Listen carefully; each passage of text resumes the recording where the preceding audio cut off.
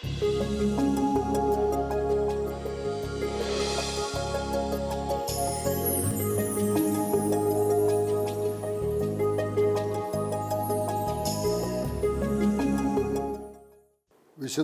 മത്തായി എഴുതിയ സുവിശേഷം 1-ാം അധ്യായം 18 മുതൽ 25 വരെയുള്ള തിരുവചനങ്ങൾ. യേശുക്രിസ്തുവിൻ്റെ ജനനം ഇപ്രകാരമായിരുന്നു.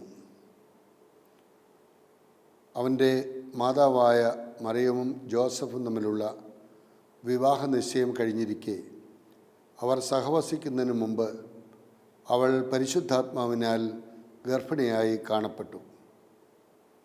അവളുടെ ഭർത്താവ് നീതിമാനാകയാലും അവളെ അപമാനിതയാക്കുവാൻ ഇഷ്ടപ്പെടായികയാലും അവളെ രഹസ്യമായി ഉപേക്ഷിക്കുവാൻ തീരുമാനിച്ചു.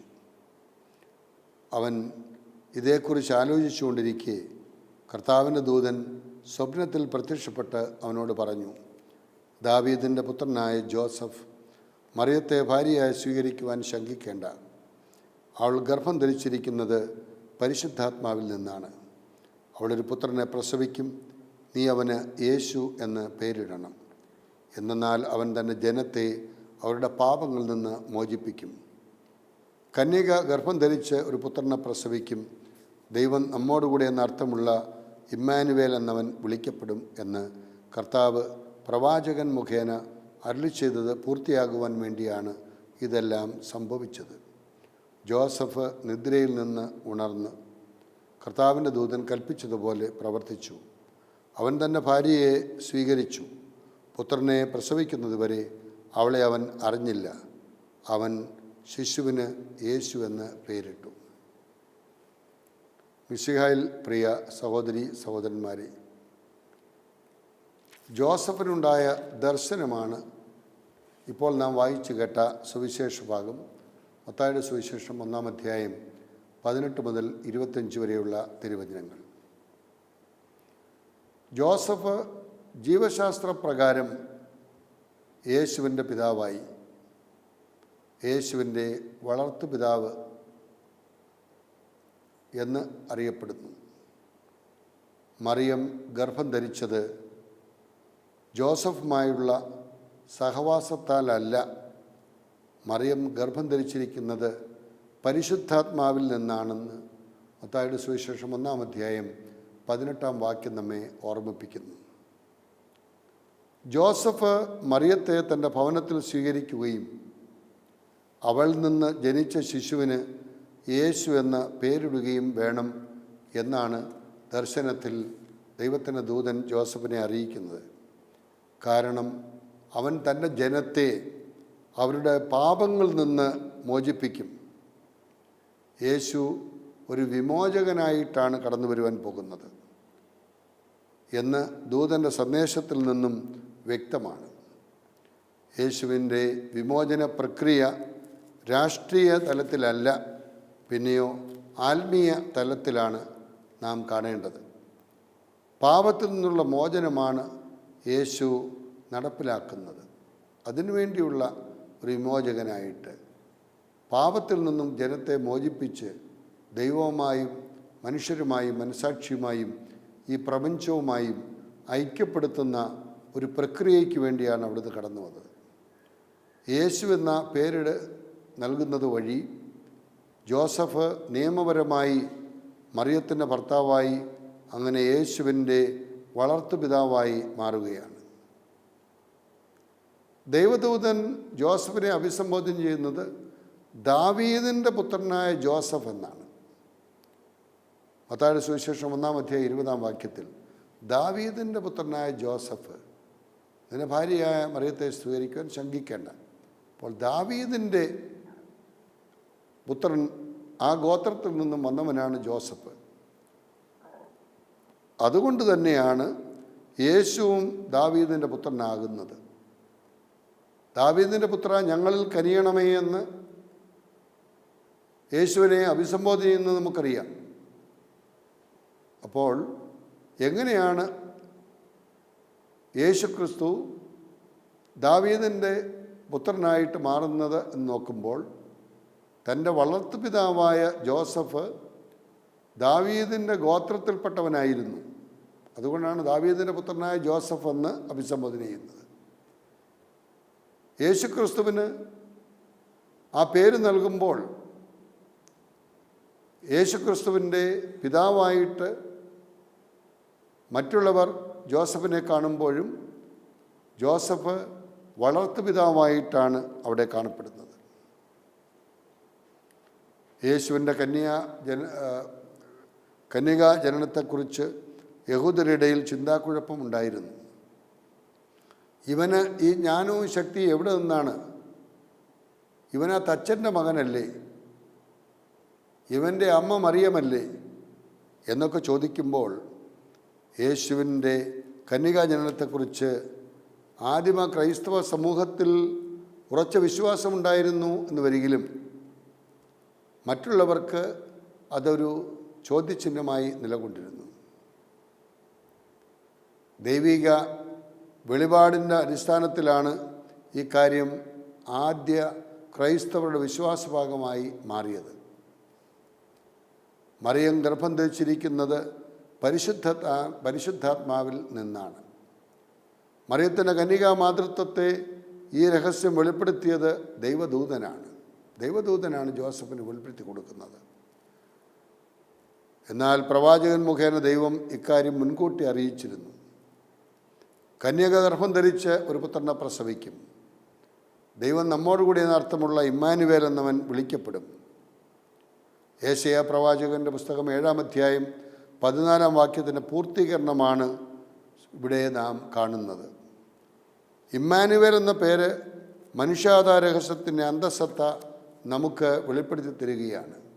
ദൈവം മനുഷ്യരോടൊത്ത് വസിക്കുന്നവനാണ്, മനുഷ്യരുടെ ഇടയിൽ ഇറങ്ങി വന്നവനാണ്. ദൈവം നമ്മോടുകൂടെ. ദൈവപുത്രനായ യേശു മനുഷ്യരുടെ ഇടയിലുള്ള ദൈവ സാന്നിധ്യമാണ്.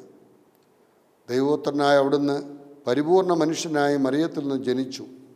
ഉദ്ധിതനായ യേശു സർവ്വ അധികാരത്തോടും കൂടെ ഗലീലയിൽ വെച്ച് ശിഷ്യന്മാർക്ക് പ്രത്യക്ഷപ്പെട്ട് അവർക്ക് ഒരു ഉറപ്പ് കൊടുക്കുന്നു: യുഗാന്ത്യം വരെ എന്നും ഞാൻ നിങ്ങളോടുകൂടി ഉണ്ടായിരിക്കും.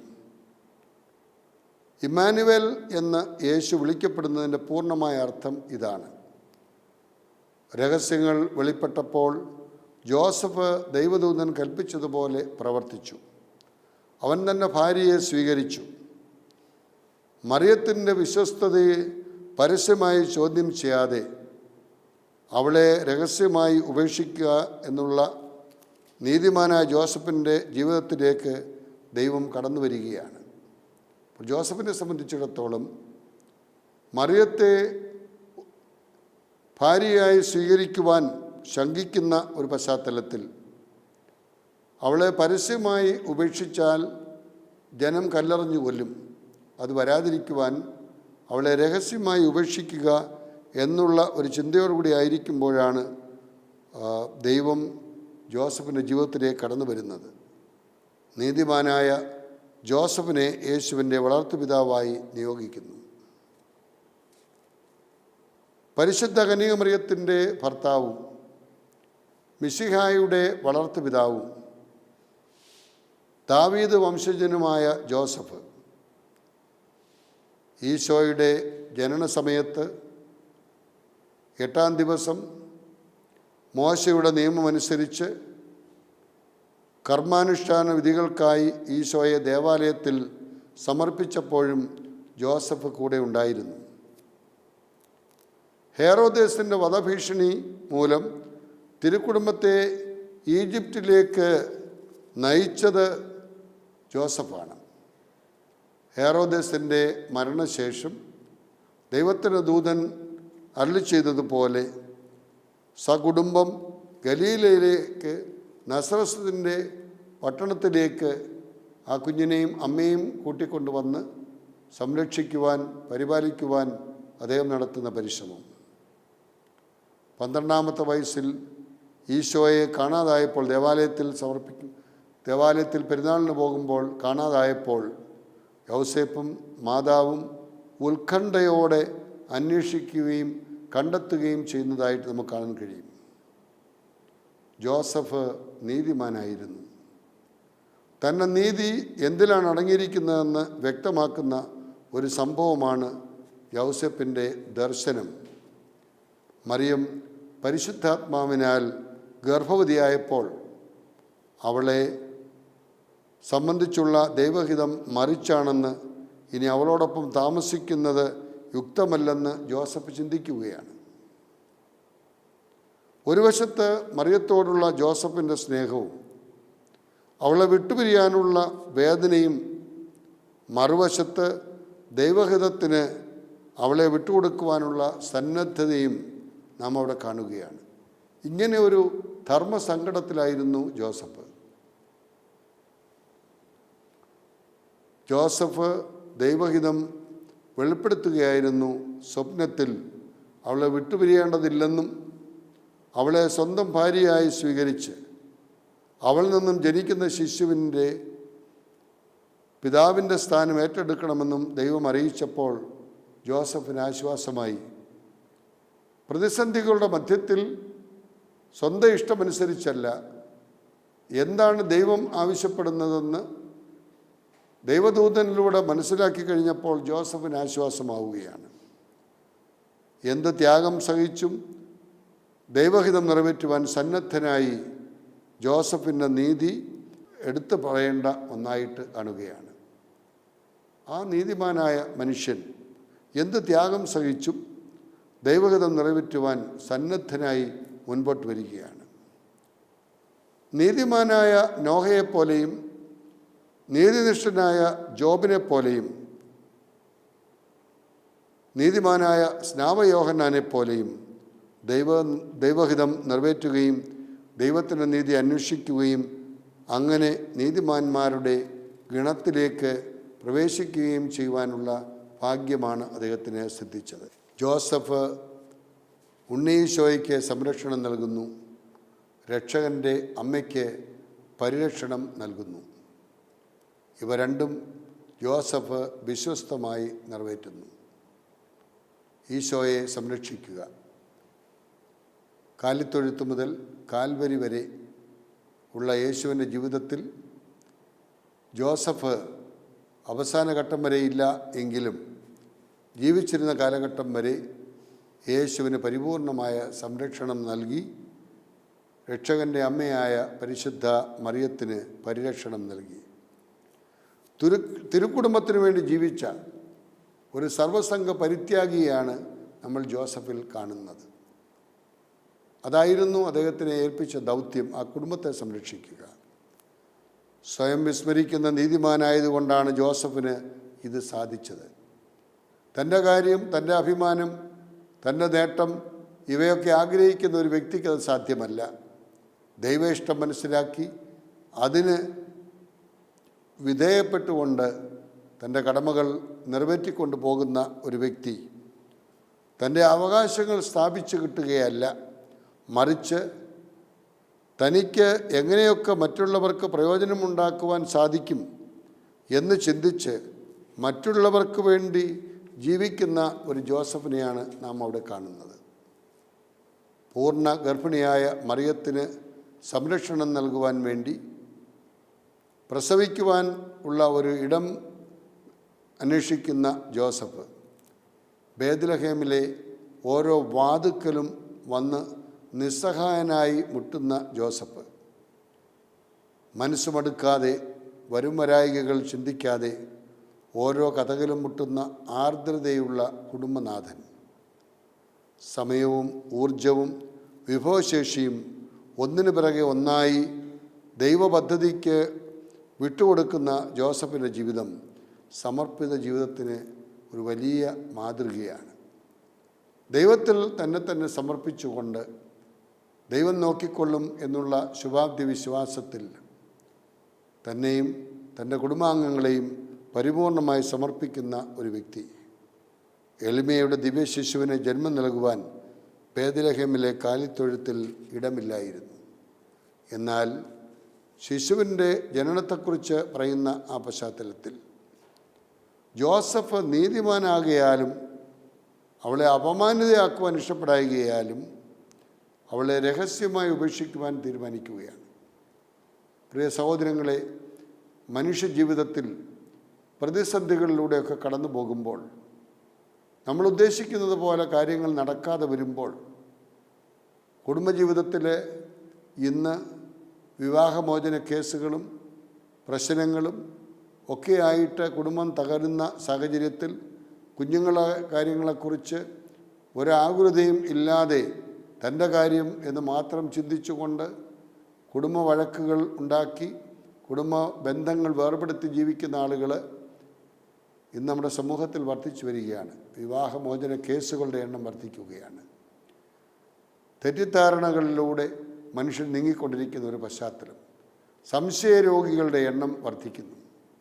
ഇങ്ങനെയുള്ള പശ്ചാത്തലത്തിൽ അധ്വാനത്തെ അഭിമാനമായി കണ്ടുകൊണ്ട് തൻ്റെ അധ്വാനത്തിലൂടെ മറിയത്തെ സംരക്ഷിക്കണം, യേശുവിന് പരിരക്ഷണം നൽകണം, യേശുവിനെ സംരക്ഷിക്കണം, ഇങ്ങനെയുള്ള ദൗത്യം നിറവേറ്റുവാൻ നിസ്വാർത്ഥനായി പ്രവർത്തിക്കുന്ന അധ്വാനശീലിയായ ദൈവാശ്രയമുള്ള ദൈവത്തിൻ്റെ ഇഷ്ടമെന്താണെന്ന് മനസ്സിലാക്കി അതനുസരിച്ച് ജീവിക്കുന്ന വ്യക്തികൾ നമ്മുടെ കുടുംബങ്ങളിൽ ഉണ്ടാകണം. ജോസഫ് തനിക്ക് വേണ്ടി മാത്രം ജീവിച്ച ഒരു വ്യക്തിയല്ല. തൻ്റെ ഒരു ജാൺ വയറിന് വേണ്ടി മാത്രം ജീവിച്ച ഒരു വ്യക്തിയല്ല. ദൈവം നൽകിയ ഭാര്യയെ സ്വീകരിക്കുവാൻ, അവൾ ഗർഭിണിയാണ് എന്നറിഞ്ഞിട്ടും അവളെ സ്വീകരിക്കുവാൻ പരിശുദ്ധാത്മാവിൽ നിന്നാണ് അവൾ ഗർഭം ധരിച്ചിരിക്കുന്നത്, രക്ഷകനെ ലോകത്ത് നൽകുവാൻ ദൈവം അവളെ തിരഞ്ഞെടുത്തിരിക്കുകയാണ് എന്നുള്ള ആ ഒരു സത്യം മനസ്സിലാക്കിയപ്പോൾ അതിന് പരിപൂർണമായ സഹകരണം നൽകുന്ന ഒരു ജോസഫിനെയാണ് നമ്മൾ അവിടെ കാണുന്നത്. അങ്ങനെയുള്ള ആ ഒരു വ്യക്തിത്വം എത്രത്തോളം തൻ്റെ കടമകൾ നിറവേറ്റിക്കൊണ്ട് ജീവിക്കുന്നു എന്ന് കാണുമ്പോൾ, ഒരു ജനത്തെ പാപത്തിൽ നിന്ന് മോചിപ്പിക്കുവാൻ കടന്നു വന്ന ദൈവപുത്രന് ജന്മം നൽകുവാനാണ് മറിയത്തെ തിരഞ്ഞെടുത്തിരിക്കുന്നതെന്നും വിമോചകനായ യേശുക്രിസ്തുവിൻ്റെ വളർത്തുപിതാവാകുവാനാണ് തന്നെ ദൈവം വിളിച്ചിരിക്കുന്നത് എന്ന് മനസ്സിലാക്കുമ്പോൾ അതിന് അനുയോജ്യമായ രീതിയിൽ ആ രണ്ട് കടമകളും നിറവേറ്റുവാൻ, അതിന് എന്ത് ത്യാഗവും സഹിക്കുവാൻ തയ്യാറായി മുൻപോട്ട് വരുന്ന ഒരു ജോസഫ്, തൻ്റെ ഭാര്യയായി മറിയത്തെ സ്വീകരിക്കുന്ന ഒരു ജോസഫ്, പിന്നീടുള്ള തൻ്റെ ജീവിതത്തിൽ ഉടനീളം അതിന് കൊടുക്കേണ്ടതായ വില എന്തുമാത്രമായിരുന്നു എന്നുള്ളത് നമുക്കറിയാം. രക്ഷകന് ജന്മം നൽകുവാൻ ഒരു സ്ഥലമന്വേഷിച്ചിറങ്ങി പുറപ്പെടുന്ന യോസഫ് തൻ്റെ കടമകൾ നിറവേറ്റുവാൻ വേണ്ടി പേരെഴുതിക്കപ്പെടണമെന്നുള്ള എല്ലാ യഹൂദരും റോമ രാജ്യത്തിൽപ്പെട്ട ആളുകളും അവരവരുടേതായ പേരുകൾ പതിവ് ചെയ്യണമെന്നുള്ള അഗസ്റ്റസ് സീസറിൻ്റെ കൽപ്പന നിറവേറ്റുവാൻ വളരെ പ്രതിബദ്ധതയോടുകൂടി പുറപ്പെടുന്ന ഒരു ജോസഫ്, അദ്ദേഹം ആ കടമകൾ നിറവേറ്റുന്നതിൽ അതിനെടുത്ത ത്യാഗം എന്ന് മാത്രമുണ്ട്. ഓരോ വീടിൻ്റെയും വാതിക്കൽ പോയി മുട്ടുവിളിക്കുന്ന ജോസഫ് അവിടെ ഇടം കൊടുക്കാത്ത ഒരു സാഹചര്യത്തിൽ എന്തിനാണ് ഈ ത്യാഗം എന്നുള്ള രീതിയിൽ മാറി നിൽക്കുന്ന ഒരു ജോസഫിനെയല്ല നാം കാണുന്നത്. മനുഷ്യൻ്റെ ജീവിതം എപ്പോഴും ത്യാഗപൂർണമായ ഒരു ജീവിതമാണ്. ഈ ലോകത്തിൽ ജീവിക്കുക എന്ന് പറയുന്നത് ദൈവത്തിൻ്റെ ഒരു മകനായി, മകളായി, ഒരു കുടുംബത്തിലെ അംഗമായി, കൂട്ടായ്മയിലെ ഒരു അംഗമായി ജീവിക്കുക എന്ന് പറയുന്നത് അത്ര എളുപ്പമുള്ള കാര്യമല്ല. എന്നാൽ ദൈവിക പദ്ധതിയോട് യോജിച്ച് നിന്നുകൊണ്ട് ജോസഫിൻ്റെ മനോഭാവം നാം ഉൾക്കൊണ്ടുകൊണ്ട്, പരിശുദ്ധ അമ്മയുടെ മനോഭാവം ഉൾക്കൊണ്ടുകൊണ്ട്, ഈ ലോകത്തിലേക്ക് ദൈവം നൽകുന്ന ഓരോ കുഞ്ഞും ദൈവത്തിൻ്റെ മകനാണ്, മകളാണ് എന്നുള്ള ഒരു മനോഭാവത്തിൽ അവരെ സ്വീകരിക്കുവാൻ, അവരെ വളർത്തുവാൻ, സംരക്ഷിക്കുവാൻ നടത്തേണ്ട പരിശ്രമങ്ങളെക്കുറിച്ചാണ് നാം ജോസഫിൽ നിന്നും മനസ്സിലാക്കേണ്ടത്. പ്രസവിച്ച് അധിക സമയം കഴിയുന്നതിന് മുമ്പ് കുഞ്ഞിനെയും അമ്മയും കൂട്ടിക്കൊണ്ട് ഈജിപ്തിലേക്ക് പോവുക എന്ന് പറയുമ്പോൾ ദൈവത്തിൻ്റെ കുഞ്ഞിനെ നോക്കാൻ ദൈവത്തിന് കഴിയില്ലേ? ഒരു ഞാനിതിന് കഷ്ടപ്പെടണം എന്ന് പറഞ്ഞ് മാറി നിൽക്കുന്ന ഒരു ജോസഫിനെ അല്ല നാം കാണുന്നത്. പിന്നെയോ അത് തൻ്റെ കടമയാണ്, ആ സംരക്ഷണം കൊടുക്കേണ്ടതിൻ്റെ കടമയാണ് എന്ന ബോധ്യത്തിൽ ആ കുഞ്ഞിനെയും അമ്മയെയും കൂട്ടിക്കൊണ്ട് ഈജിപ്തിലേക്ക് പോകുന്നു. ഫറവോനുടെ മരണശേഷം ആ കുഞ്ഞിനെയും കൂട്ടിക്കൊണ്ട് തിരിച്ച് നസ്രസിൽ കൊണ്ടുവന്ന് നസ്രയനായി വളർത്തുന്നു. അധ്വാനം അഭിമാനമായി കാണുന്ന അദ്ദേഹം തൻ്റെ മകനെ അധ്വാനത്തിൽ വളർത്തുന്നു. അമ്മയുടെ സ്നേഹപ്രസരണമായ സംരക്ഷണയിൽ വളർത്തുന്നു. അമ്മയ്ക്ക് സംരക്ഷണ നൽകുന്നു, അമ്മയ്ക്ക് പരിപാലനം നൽകുന്നു. ഇങ്ങനെയുള്ള എല്ലാ കടമകളും ഒരു കുടുംബത്തിൻ്റെ പശ്ചാത്തലത്തിൽ നിറവേറ്റിയ ഒരു വ്യക്തിയാണ്. ദേവാലയത്തിൽ കാണാതായ അവസരത്തിൽ വളരെ വേദനയോടുകൂടി അന്വേഷിച്ച് കണ്ടെത്തുവാൻ പരിശ്രമിക്കുന്ന മനുഷ്യൻ. ഞാനും നിൻ്റെ അപ്പനും വളരെ വേദനയോടുകൂടി നിന്നെ അന്വേഷിക്കുകയായിരുന്നു എന്ന് പറയുമ്പോൾ, എൻ്റെ പിതാവിൻ്റെ ജോലിയിൽ ഞാൻ വ്യാപൃതനാകേണ്ടതല്ലേ എന്നുള്ള മറുപടി ചോദ്യം യേശുവിൻ്റെ ഭാഗത്ത് നിന്ന് വരുമ്പോൾ അതിനോടൊക്കെ വളരെ ക്രിയാത്മകമായ രീതിയിൽ സഹകരിച്ചുകൊണ്ട് അവനെയും കൂട്ടിക്കൊണ്ട് നസ്രസിൽ കൊണ്ടുവന്ന് വളർത്തുന്ന ആ മാതാപിതാക്കൾ. പരസ്യ ജീവിതത്തിലേക്ക് കടക്കുന്നതിന് മുമ്പ് യേശു തമ്പുരാൻ്റെയും പരിശുദ്ധ അമ്മയുടെയും സാന്നിധ്യത്തിൽ ജോസഫ് ഈ ലോകത്തെ വിട്ട് കടന്നുപോയതിനാൽ അദ്ദേഹത്തെ നല്ല മരണത്തിൻ്റെ മധ്യസ്ഥൻ എന്നുകൂടി വിളിക്കുന്നുണ്ട്. അപ്പോൾ യേശുവിൻ്റെയും പരിശുദ്ധ അമ്മയുടെയും സാന്നിധ്യത്തിൽ തൻ്റെ കടമകൾ പൂർത്തിയാക്കിക്കൊണ്ട് നിത്യ സമ്മാനത്തിനായി സ്വർഗീയ ഭവനത്തിലേക്ക് കടന്നു പോകുവാൻ ഭാഗ്യം സിദ്ധിച്ച അദ്ദേഹം അധ്വാനിക്കുന്ന തലമുറയുടെ ആത്മീയ പിതാവ്, നീതിമാൻ യേശുക്രിസ്തുവിൻ്റെ വളർത്തുപിതാവ്, പരിശുദ്ധ അമ്മയുടെ വിരക്ത ഭർത്താവ്, അധ്വാനിക്കുന്ന തലമുറയുടെ സ്വർഗീയ മധ്യസ്ഥൻ, ഈ നിലകളിലെല്ലാം ജോസഫ് ഇന്ന് ആദരിക്കപ്പെടുകയാണ്. ജോസഫിൻ്റെ ജീവിതം നമ്മുടെ ഓരോരുത്തരുടെയും ജീവിതത്തിൽ ദൈവീകമായ പദ്ധതി എന്താണെന്ന് മനസ്സിലാക്കി അത് നടപ്പിലാക്കുവാൻ, എന്ത് ത്യാഗവും സഹിക്കുവാൻ സ്വാർത്ഥതയുടെ ലേശം പോലും ഏശാതെ നിസ്വാർത്ഥമായി പ്രവർത്തിച്ച് ദൈവത്തെ മഹത്വപ്പെടുത്തുവാൻ നമ്മളെ പരിമേശ്വരിപ്പിക്കുന്ന കടമകൾ അഭംഗുരം നിറവേറ്റുവാൻ സർവശക്തൻ നമ്മെ ഓരോരുത്തരെയും വാഴ്ത്തി അനുഗ്രഹിക്കട്ടെ.